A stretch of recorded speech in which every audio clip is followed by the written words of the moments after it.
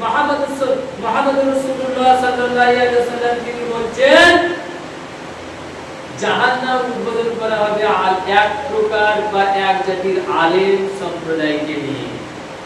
চিন্তা করেন, তাহলে জাহান্নাম উদ্বোধন করবে কাকে? আলেমকে দিয়ে। সেটা কোন আলেম?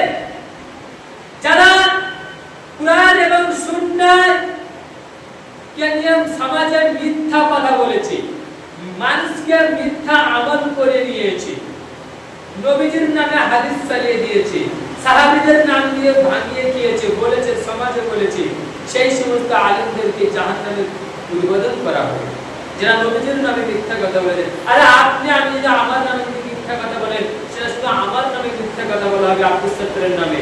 কিন্তু মুহাম্মদ সাল্লাল্লাহু আলাইহি ওয়াসাল্লামের নামে মিথ্যা কথা বলা মানে একটা দ্বীনের নামে আপনি মিথ্যা কথা বলছেন। তাহলে যে সমস্ত আলেমরা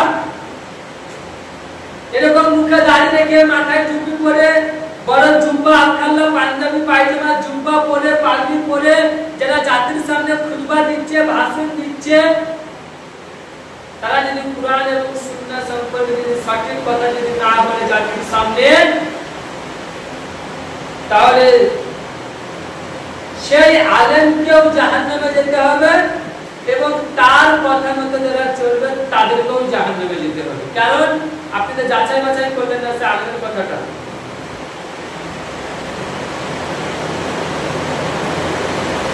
তাই আজ সামনে যে রবিউল আউয়াল মাস, যে 12 তারিখে আজকে নবীজির যে জন্মদিবস পালন হচ্ছে, পবিত্র কুরআন বা সহিহ হাদিসে কোথাও উল্লেখ করা হয়নি যে নবীজির জন্মদিবস পালন করতে হবে। অথচ এক শ্রেণীর মুসলিম নামধারী তারা সে 12 রবিউল আউয়ালে বিভিন্ন ভাবে তারা সে নবী দিবসটা পালন করে থাকে।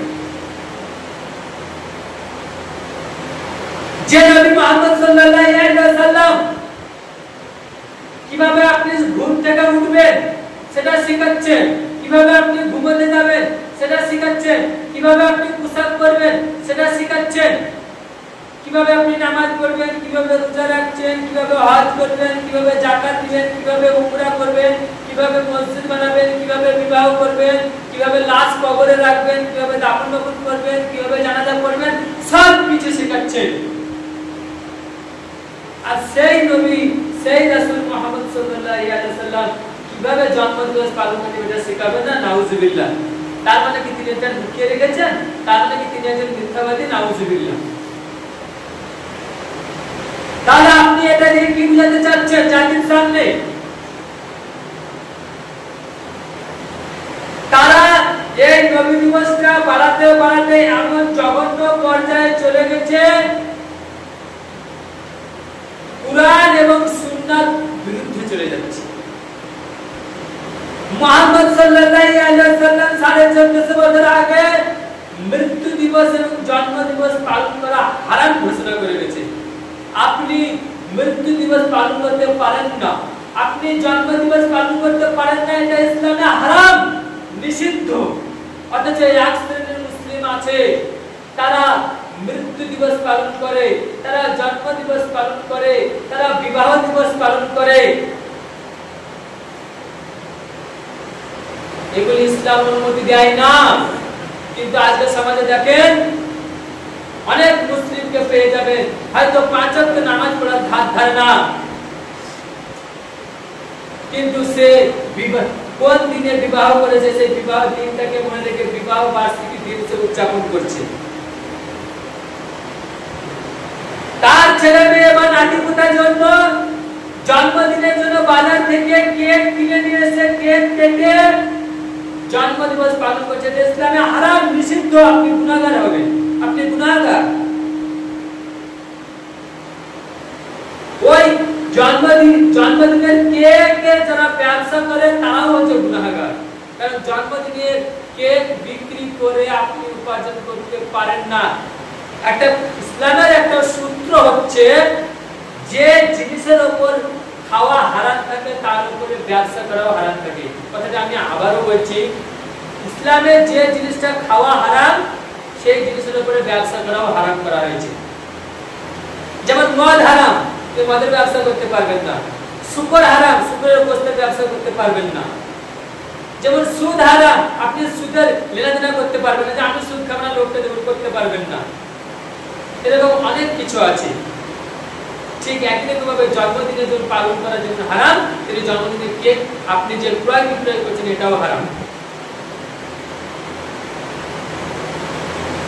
কিন্তু আজকে আফসোস আজকে মুসলিম সমাজ কোথায় গিয়ে দাঁড়িয়েছে, অথচ মুহাম্মদ সাল্লাল্লাহু আলাইহি ওয়াসাল্লামের নিয়ে জন্মদিবসটা নিয়ে আলেম ওলামাদের অনেক মতপার্থক্য আছে। তবে বেশিরভাগ আলেম ওলামা বলেছেন যে মুহাম্মদ সাল্লাল্লাহু আলাইহি ওয়াসাল্লাম তিনি জন্মগ্রহণ করেছেন 9 রবিউল আউয়াল সোমবার। আর এটাও হাদিস দ্বারা প্রমাণ পাওয়া যায় যে মুহাম্মদ সাল্লাল্লাহু আলাইহি ওয়াসাল্লাম তিনি যেদিন জন্মগ্রহণ করেছেন সেই দিনই মারা গেছেন, আর সেটা ছিল সোমবার। একটা হাদিসের মধ্যে এসেছে মুহাম্মদ সাল্লাল্লাহু আলাইহি ওয়াসাল্লামকে জিজ্ঞেস করা হয়েছে যে ইয়া রাসূলুল্লাহ আপনি যে সোমবার এবং বৃহস্পতিবার সিয়াম থাকেন কেন? তো সোমবার এবং যে বৃহস্পতিবার যে সিয়াম থাকার কথা বলা হয়েছে, তো তিনি বলছেন যে সোমবারে আমি জন্মগ্রহণ করেছি এই জন্য, এবং সোমবার ও বৃহস্পতিবারে আমলনামা আল্লাহর কাছে ফেরেশতাগণ পেশ করে থাকে। তাহলে আমরা কয়জন আছি যে সপ্তাহে সোমবার এবং বৃহস্পতিবার সিয়াম পালন করি? কয়জন আছি আমরা আইএমএ 20, 13, 14 এবং 15 তিন দিন সিয়াম পালন করি? ওগুলো তো করি না। কয়জন আছি আমরা যে নবীজি মুহাম্মদ সাল্লাল্লাহু আলাইহি ওয়াসাল্লাম যেভাবে নামাজ পড়া শিখিয়েছেন সেভাবে নামাজ পড়ছি, আমরা ওইভাবে নামাজ পড়ছি না, ওইভাবে ইবাদত করছি না, আমরা বাড়াবাড়ি করছি। ওই দিন আমরা 12 রবিউল আউয়াল কি করছি? আমরা রাস্তায় পথে ঘাটে গজল বলে বেড়াচ্ছি, বা ওই দিন আমরা পতাকা নিয়ে ব্যস্ত হয়ে যাচ্ছি। কিন্তু আমরা যে ঠিকভাবে ওই দিন যে সিয়াম পালন করতে হবে বা আমি ইবাদত করে কাটাবো, 5 ওয়াক্ত নামাজ পড়বো, রোজা করবো, সেটা আমরা করছি না। তাই পরিশেষে আল্লাহর কাছে এটাই দোয়া করি যে কুরআন এবং সুন্নাত অনুযায়ী যেন আমরা চলতে পারি। আল্লাহ যেন সেই তৌফিক দান করেন, বলুন আমিন। এবং যেহেতু কুরআন এবং সুন্নাত দ্বারা যেটা অনুমতি নাই সেটা আমরা পালন